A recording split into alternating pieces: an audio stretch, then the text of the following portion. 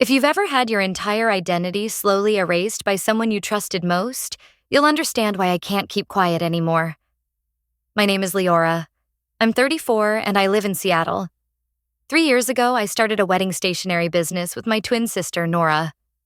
We'd always talked about doing something creative together, and after I burned out in agency life, she suggested we try building something of our own. I was terrified, but also hopeful. Finally, a chance to build something that was ours. Not a boss's, not a client's. Ours. Except it didn't stay ours for long.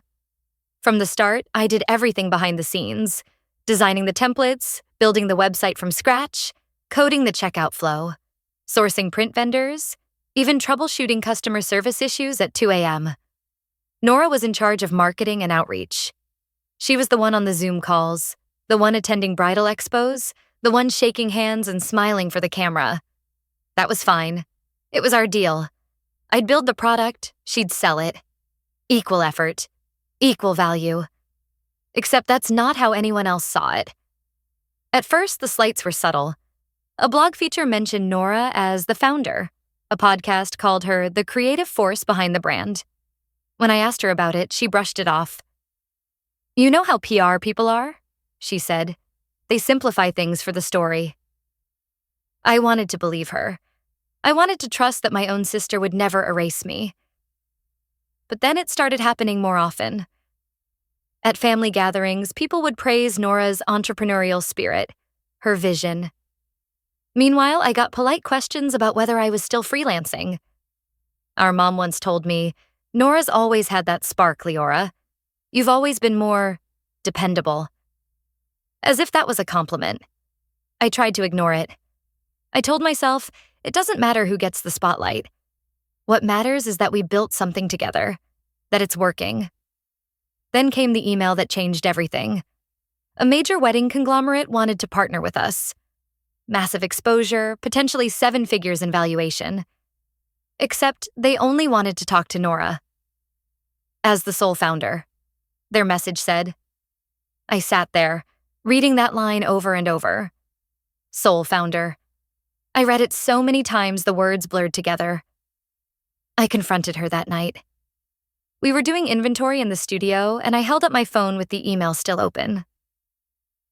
"Sole founder?" I asked, trying to keep my voice steady. She didn't even look surprised, just sighed and said, "It's cleaner that way, Leora." Investors don't like complication. You're not a public face type anyway. You've said so yourself. My throat closed up. I couldn't speak. She was right, I had said that. But not because I didn't deserve to be seen, because I trusted her to see me when others didn't. I went home that night and cried in the shower until the water ran cold. It would have been one thing if that was the end of it. But the next day, I logged into our business dashboard and found that my access had been revoked. Same with the shared Google Drive. The passwords had been changed. The domain name we registered together was now under her personal email. I didn't say anything. Not yet. Instead, I sat in the dark with my laptop and opened a blank document. I started typing out everything. The logo I designed, the wedding templates I built from scratch, the pitch decks I wrote and never got credit for. I dug out old receipts, emails, draft files with timestamps. Every time I clicked save, I felt a little less helpless, because something had shifted. For the first time in my life, I wasn't crying out of confusion or guilt. I was crying out of rage, of betrayal, and I was finally ready to stop disappearing. I just hadn't decided how to make her see me again. But I would. And when I did, she wouldn't be able to look away. 3 days after Nora locked me out of our own business, I stood outside our shared studio with a box of fresh proofs in my hands and a knot in my chest. I still had the keys. We hadn't changed the locks yet. That's the thing about family betrayal. It doesn't come all at once. It creeps in slowly, like water leaking under a door. By the time you realize you're soaked, it's already flooded the room. The place looked the same, but it felt different. Like walking into a house that used to be yours, but now belonged to a stranger. Nora wasn't there, just the new intern. someone I hadn't even met yet. Typing away on the computer I'd once coded the entire site on. She looked up. "Oh, are you the new vendor?" I nearly laughed. Instead, I said, "No. I'm Leora. I co-founded this business." The poor girl blinked. "Oh, I thought Nora was the founder." I didn't blame her. That lie had been spreading like moss. Quiet, sticky, slow, but relentless. Later that afternoon, I got a message from my friend Ben, who works in event PR. He sent me a flyer for a launch party Nora had organized. It was plastered all over Instagram. Her face, her name, her story. How I built a 6-figure brand from scratch. Nora Lane. I stared at it for a long time. Not because I was shocked. Honestly, I wasn't anymore. But because I finally felt something else rising up through the grief. Clarity. This wasn't a misunderstanding. This wasn't a difference in communication styles. This was theft. Deliberate, sustained, and cruel. I went to the launch party. I didn't tell anyone I was coming. I didn't dress up. I wore jeans and a black turtleneck, pulled my hair back in a low bun, and slipped into the venue 10 minutes after it started. It was in a downtown loft space, all exposed brick and Edison bulbs and white wine in stemless glasses. I kept to the back. Listened. Nora stood under a gold foil balloon arch, telling a crowd of stylists and editors and small business influencers about the long nights she spent sketching wedding suites by hand and how she almost gave up until she found her voice. Her voice. I left before it ended. I couldn't take one more minute of it. But on the way out, I saw something that stopped me cold. A slide deck, projected on a screen near the bar. One of my first template designs. Mine, with the corner watermark still visible in the lower right. Design. Leora Lane. She hadn't even bothered to crop it. That night, I went home and opened the shared Dropbox I'd backed up months ago. Every sketch, every layout, every invoice, every late-night email, all of it, archived and time-stamped. I renamed the folder, Proof of Work, Leora. Then I opened a blank document and started writing a letter. Not to Nora. Not yet. To myself. A reminder of how I'd gotten here. A timeline of everything I'd given and everything she'd taken. I wrote until 3 a.m., until my eyes burned and my shoulders cramped. And when I finally hit save, I knew something had shifted in me. This wasn't about ego. It wasn't even about credit anymore. It was about truth. I hadn't just lost a business. I'd lost my voice. And the only way to get it back was to speak. Not yell. Not beg. Just speak. On record. Clearly. And that meant the next move wasn't just mine. It had to be loud enough that the whole room would finally hear me. My parents threw a dinner party the following weekend. They called it a small family celebration, just a quiet way to honor Nora's big partnership deal. Of course, there was nothing small about it. They catered from the Italian place Nora liked, brought out the silver flatware, even asked me to pick up the custom cake on my way over. I almost didn't go. Part of me wanted to stay home and let them celebrate the version of success they understood. Loud, polished, curated.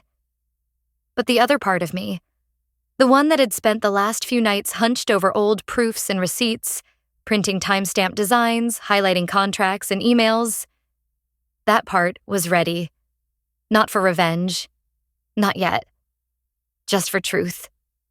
When I walked into the house, everything smelled like rosemary and roasted garlic. Nora was already in the dining room, laughing at something our dad said, wearing a soft cream dress that probably cost more than my entire week's rent. Her fiancé, Marcus, waved politely at me from across the room, clearly unaware of the emotional shrapnel hanging in the air. Mom greeted me with that brittle cheerfulness she reserves for awkward occasions. "Oh, good. You brought the cake. Isn't this exciting, Leora?" Nora's big moment. I didn't answer. Just set the cake down and adjusted my bag strap over my shoulder. Inside it, a folder and a flash drive. The meal was what you'd expect. Lots of wine, lots of toasts. Nora thanked our parents, thanked Marcus, even thanked her marketing mentor from college. She didn't mention me. Not once. Not even when our uncle asked, "Didn't you two start this business together?" She laughed lightly and said, "Oh, Leora helped a bit in the beginning, but the brand has really evolved since then." Helped a bit. I felt the heat rise to my ears. My fingers curled under the table, gripping the edge like a lifeline. And just when I thought I might let it go, might swallow the betrayal all over again, I heard my own voice say, calmly, "That's not true." Silence. All eyes turned to me. Nora blinked, caught off guard, her smile freezing mid-glow. "Sorry?" I stood up slowly and pulled the folder from my bag. I wasn't just someone who helped a bit. I designed every single product on our site. I wrote the back-end code, built the checkout system, created the first 10 wedding suites. By hand. You know that, Nora. You just stopped saying it out loud. Mom frowned. "Leora, is this really necessary right now?" "Yes," I said. "Because I've let this slide too many times. And now you're celebrating a version of success that's built on erasing me." I handed the folder to my dad. "These are invoices, contracts, design drafts with timestamps, emails, Slack messages. Proof. I didn't come here to cause a scene. I came to set the record straight."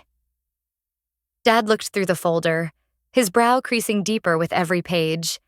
Marcus was frozen beside Nora, trying to make sense of it all. Nora, to her credit, didn't try to deny it.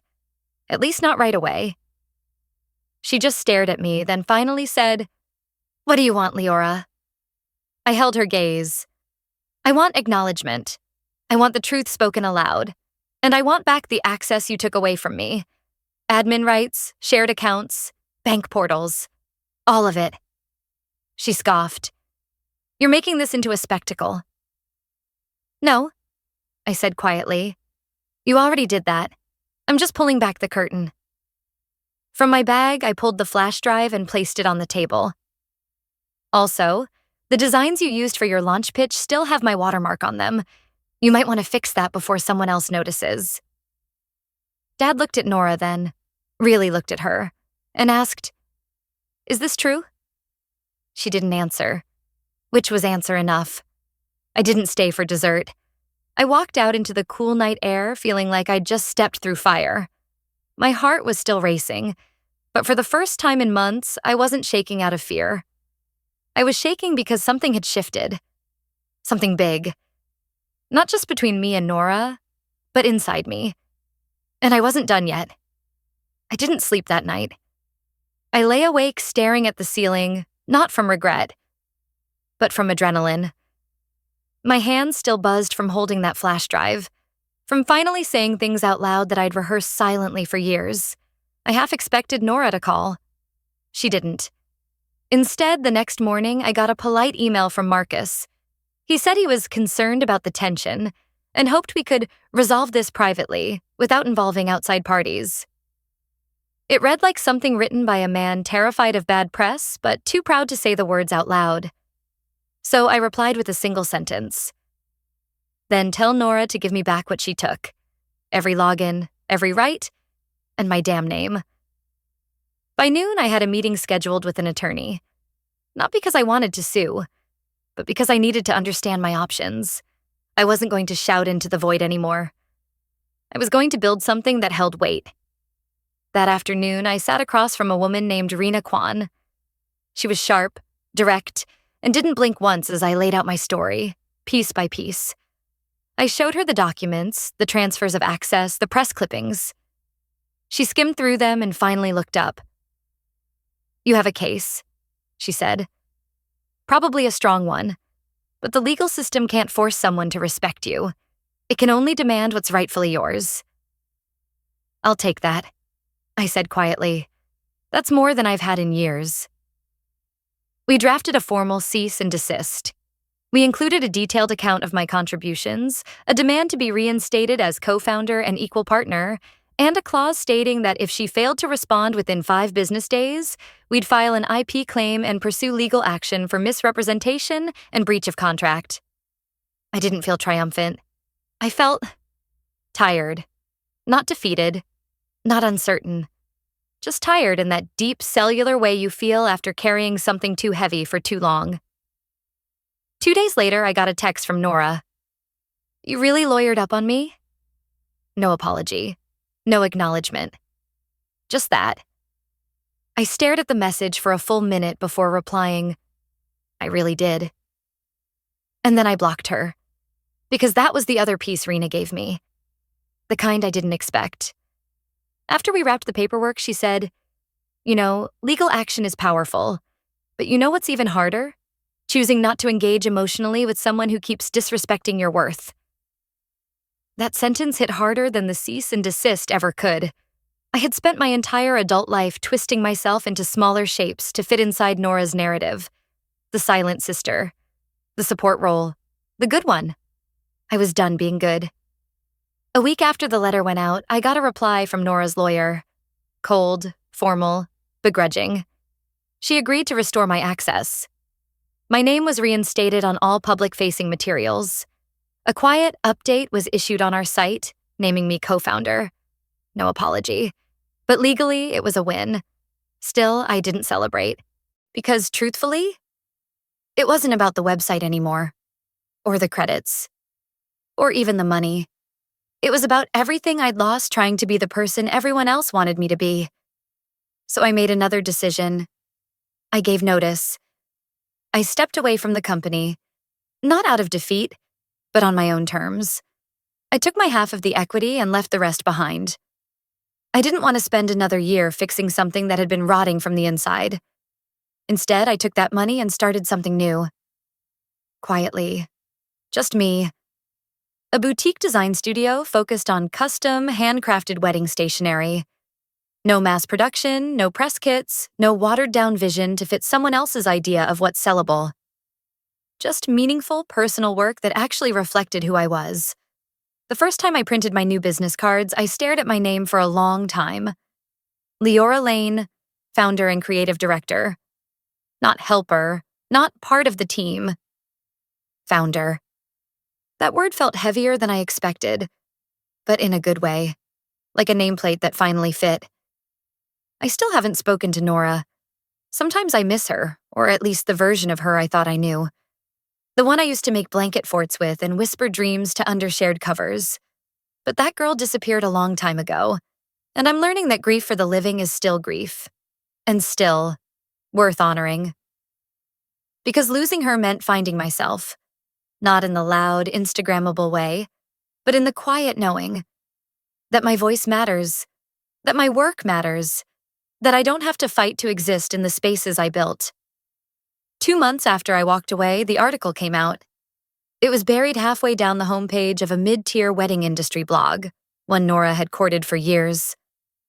I never expected her to respond publicly. She hated losing control of any narrative.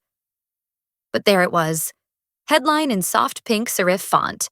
When founders fall out. Lessons from a startup divorce. I almost didn't click. But of course I did. The piece read like damage control. Creative differences. Evolving visions. Mutual decision. And then, buried near the bottom, one sentence stood out like a splinter. The company now operates solely under Nora Lane's leadership, following the voluntary departure of its original co-founder, Leora Lane. Original co-founder. It was the first time she'd ever acknowledged it, at least in writing. I stared at those words, felt the ache and the pride all tangled together. No apology, no accountability. But finally, a crack in the facade. Still, karma has a way of finding its way in, especially when you've spent years building on a foundation of silence. A few weeks later, a past client of ours, actually my client, one I had onboarded personally, filed a complaint. Apparently, their custom order had been duplicated and sold as a limited edition on the new site without their permission. They weren't the only ones. Word started spreading in designer circles. Screenshots flew across Reddit threads, then into wedding planner forums. People were angry. Designers were furious. Clients began pulling contracts. Within a month, the big partnership Nora had bragged about at the launch dinner quietly dissolved. No lawsuit. No front-page exposé. Just a slow, steady unraveling of the story she had tried so hard to stitch together with half-truths. I didn't gloat. I didn't need to. Because the justice wasn't in her downfall. It was in my freedom. In waking up each morning, opening my studio door, lighting my candle, and working on designs that were fully mine. No watermark erasures. No meetings where I was expected to shrink myself. Just work that felt like home again. My business stayed small, by choice. I limited my client list, worked with people who respected the process, who didn't just want pretty fonts, but wanted a voice behind every curve and color. Word spread slowly, then faster, mostly through referrals. One bride mailed me a handwritten thank you note saying she'd never felt so seen by a piece of paper. I cried reading it. Nora never reached out again, and I didn't reach back. Not out of spite, but because that chapter was done. She had her chance, and I had finally taken mine. The last time I saw her was at our cousin Jenna's baby shower. She looked thinner, somehow, polished but tired. We made eye contact for a split second. She looked away first. That was enough for me. Because closure doesn't always come in dramatic showdowns or teary apologies. Sometimes it's just a quiet room, your name said correctly, your work respected, your peace finally yours to keep. If there's one thing I've learned, it's this. No one can give you your voice back. You have to reclaim it. And sometimes the most powerful thing you can do is stop asking for permission to exist.